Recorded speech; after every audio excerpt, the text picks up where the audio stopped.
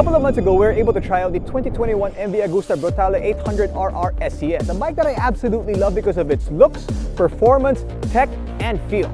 Today, we have its more Forma sibling, a bike that's been kind of set up more for the road, but it's essentially the same thing with the 2021 MV Augusta Dragster 800RR.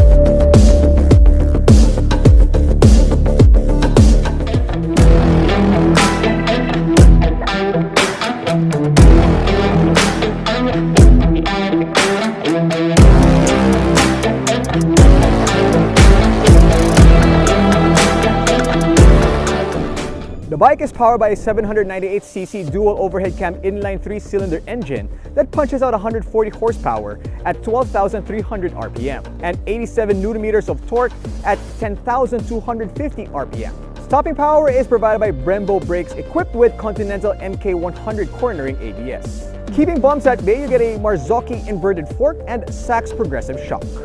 If that sounds familiar, it's because the Brutale is pretty much the same thing. Now, MV Augusta, the attention to detail, absolutely on point.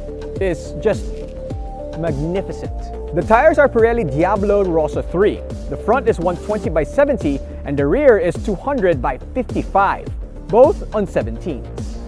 I love that the rear tire is really thick. It works perfect for this motorcycle. And I love also that it looks awesome with the spoke wheels. The single-sided swing arm exposes that side of the wheel, which works perfectly, as well as the triple exhaust.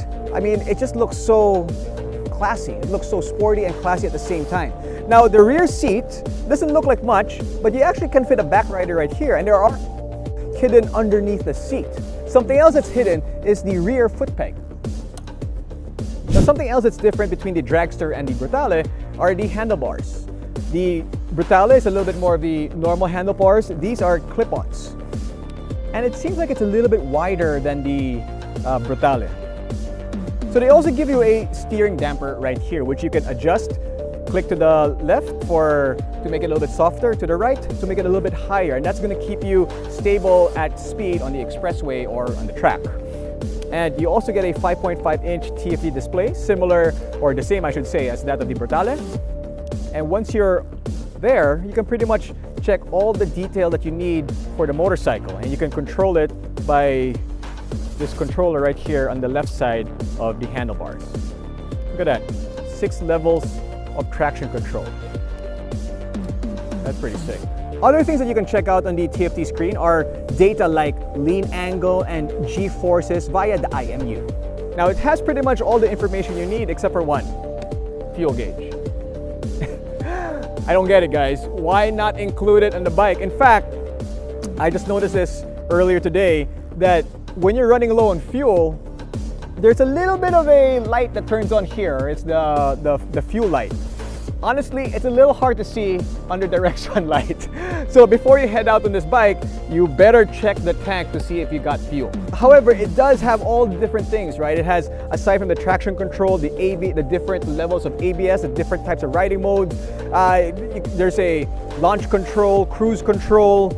I mean, it has everything else that you need except for a fuel gauge. By the way, you can also connect it to your phone on the MV Augusta app, and you can control stuff like engine brake. You can control all these different things on the app. I mean, it's so high-tech. Why doesn't it have a fuel gauge? Why? Why? Now, something that this particular unit doesn't have is the SCS, or the Smart Clutch System. And what that does is that if you're on any gear, pretty much, you don't need to pull back on the clutch. It's almost like a semi-automatic. You only have to pull back on the clutch to get it on first. Aside from that, you can leave it alone. And you can shift gears just by using your feet. It's perfect for when you use it in stop-and-go traffic or the traffic light. Perfect for that. This model doesn't have it, and the clutch is a little bit on the hard side. It's kind of like you know those exercise machines when you squeeze?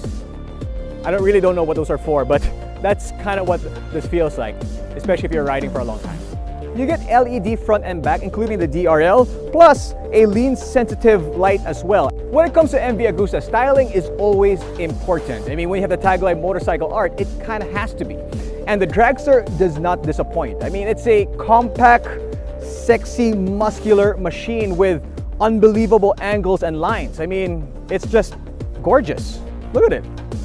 And the trellis frame looks fantastic with this bike as well. And from this angle, it looks absolutely perfect. I mean, I'm not an ass guy, but this is gorgeous. Baby got back. The seat is a little bit different from that of the Brutale. This is a little bit more simplified, a little bit more sleek. Just gives you an idea of how much style over function MV Augusta thinks. However, having said that, this seat is actually surprisingly comfortable. I mean, you got memory foam in there, so it does feel pretty good. The seat is 845 millimeters, which is kind of tall for a naked bike, and the kind people at Motostrada were kind enough to lower the seat for me to 830 millimeters, same height as the Brutale. I'm not too sure why the height difference between both bikes are significantly different, but it might be because of the thick tires. It's got a dry weight of 168 kilograms, which is extremely light, especially for a bike this powerful. And the tank capacity is 16.5 liters, and depending on how you ride, you can get about 16 kilometers per liter. Let's do a quick sound test.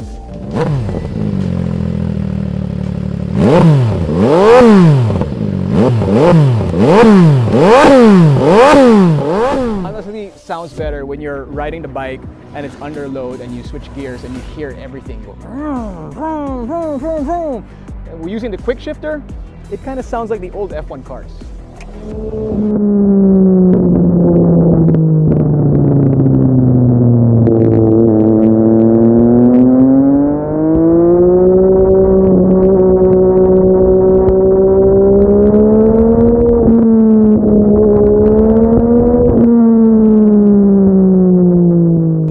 now the verdict. Well, it's a great machine, just like the Brutale.